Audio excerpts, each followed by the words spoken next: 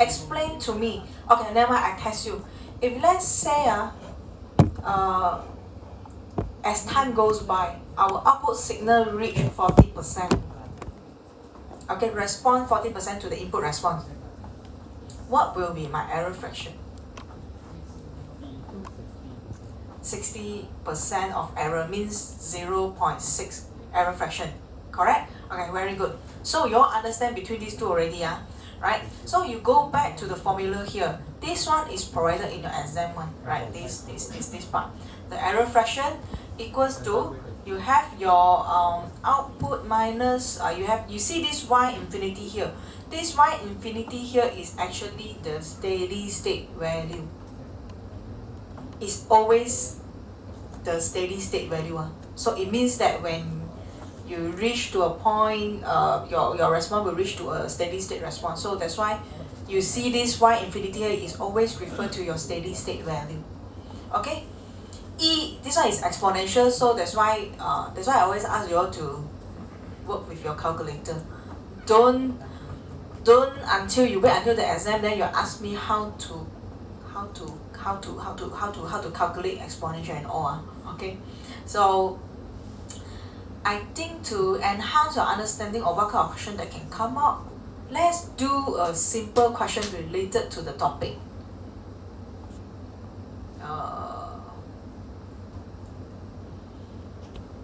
Oh, never mind. I think I go through another one here before we do the question. Okay, so rise time. Just now we have mentioned the time taken for your system to respond 90%. This one is the rise time. So rise time sometimes can be very direct, that you can use this formula. Rise time equals to 2.3 multiplied with time constant. This one is a fixed formula already. But how do we actually get this formula? Imagine now in exam, you forget this formula and it's not provided. This one is not provided. So it's either you memorize this or you can use the one given in the exam to do the calculation. It's the same thing. So how do we get this rise time equals to 2.3 multiplied with time constant? We all know rise time is 90%, right? So how do we get from this formula to this formula basically? How? If let's say now in exam, I ask you rise time, calculate the rise time, but you forget this formula, 2.3 multiplied with time constant, and I want you to use this error fraction to get it. How? I give you 2 minutes to think about it. Imagine now you're in exam, you forgot already the rise time formula, but you are given error fraction in the exam. How do you calculate the rise time?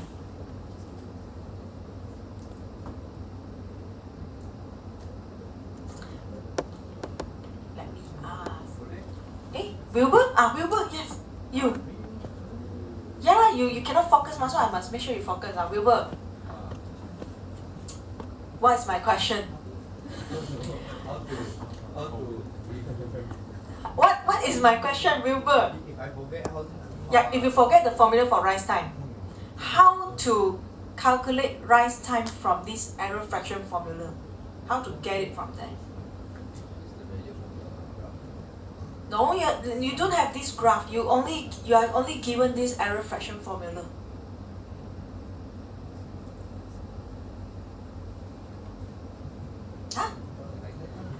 Can get one day? Why? This means you don't understand the concept. Just now we've said already, rise time is when your system responds 90% to the input change.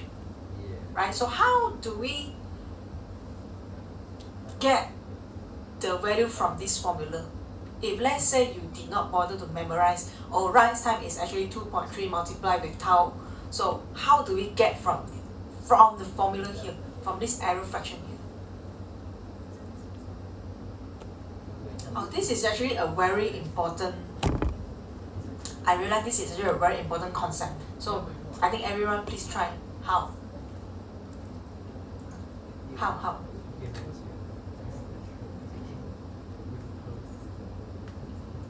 Inquiry. How? What is my question? Inquiry. Kui, how? How? You did not memorize the formula for rise time, so now the question asks you to calculate rise time. How?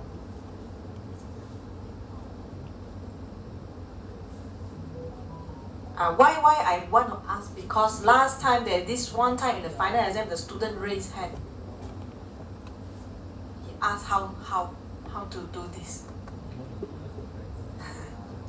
So I have to explain to him the concept to guide him. By right, no lah. You all shouldn't raise hand and ask how to solve the question, because you should be the one to solve the question.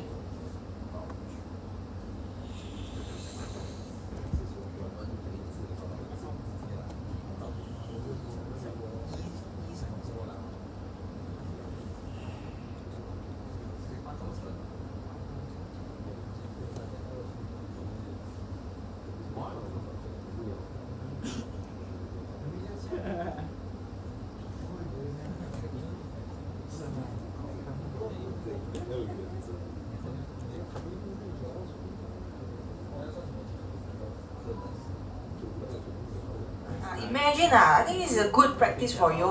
So let's discuss now. Will enhance your understanding on this topic if you can answer this.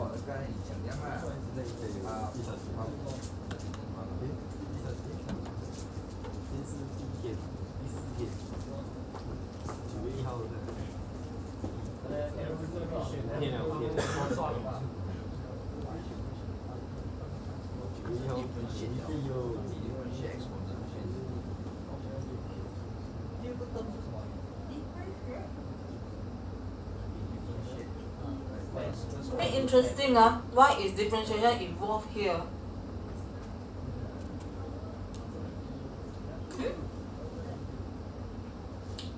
You mean use this? Is what? Oh, I see.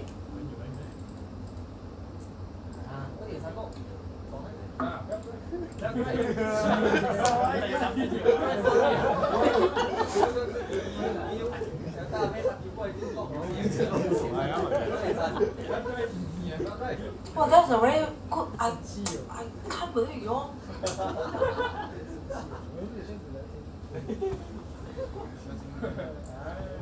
Still want to go for online class? Oh. Wow, shift also involved.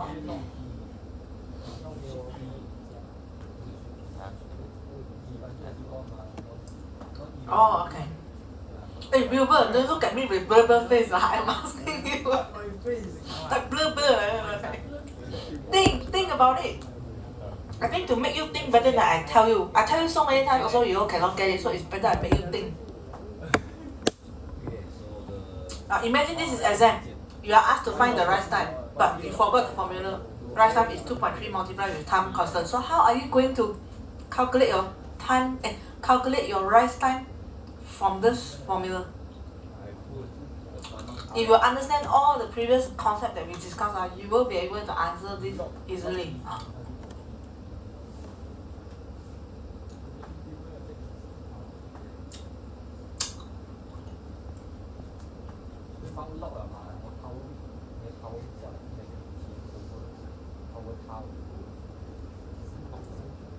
I think it's a very good question for you all to discuss over your lunch break. I shouldn't give the answer that fast. Yes, Jen Hong? Yes. Any idea? No idea. So that think about it. Think about it. Hey, Chaiwa, any idea? Try what? How? How to find the rise time using this formula?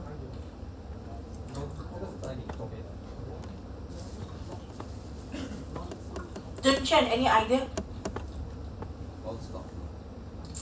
Who is missing? I think a lot of you missing.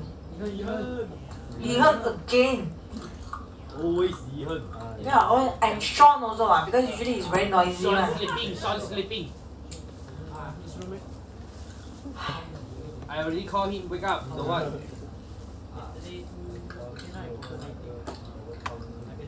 The class already start at 10, you all still cannot wake up.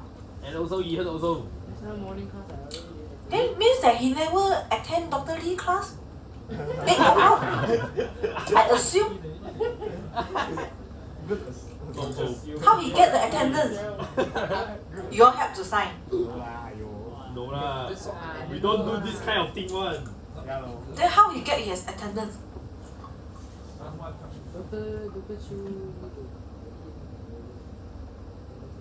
When Dr. Chu help him? Why? He want to bar already. Oh, Dr. Chu want to find him.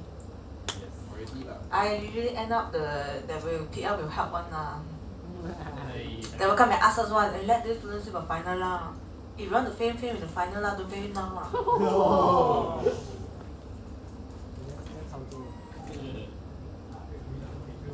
No lah, no. Hey. That one is just a joke. We cannot. There's no. When we mark, we don't know who is the student one. Don't. As in, you just let him go to the final. If he will fail, let him fail by himself, not purposely fail him. Okay, that is what it means. Okay.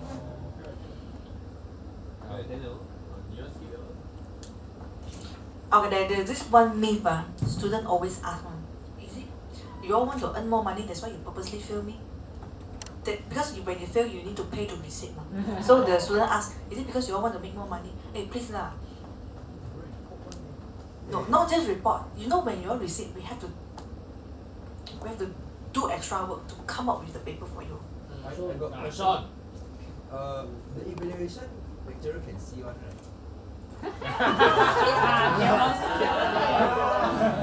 Why? What you want to see what? Huh? No, it's during diploma. Why? I give bad evaluation. He failed me. Good evaluation, lecturer, all pass. Oh no lah, no. The evaluation result only come out in the next sem one, not immediate one.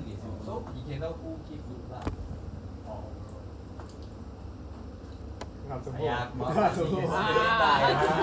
Actually lah, I'll be honest with you, we cannot see the name, but we can guess.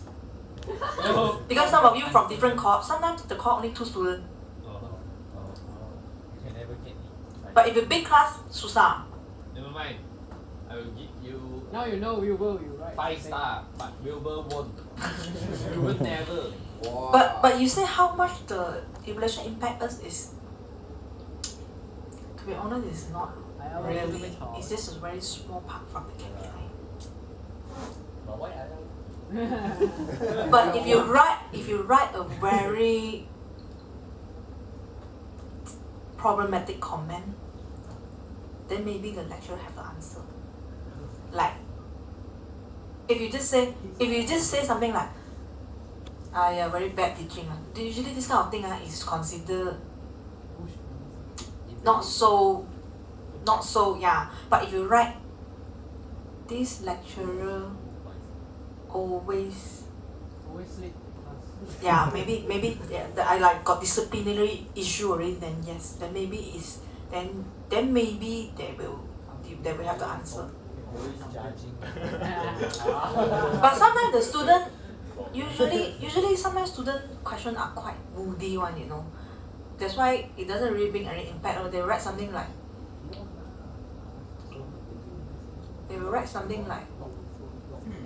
too many slides or you know, all this kind of a bit doesn't really bring any, you know, it's more like a student personal issue like that. So those no. Personal issue. Why you all want to talk which lecturer? But no, we cannot see who is that. But you can guess, especially when the cohort is small. You can tell one. Sometimes the entire cohort is only that one student. But no, we cannot fail you just because of the evaluation. Because the evaluation result is only out in the next semester. And you can't really simply fail a student because you have to be answerable. And also,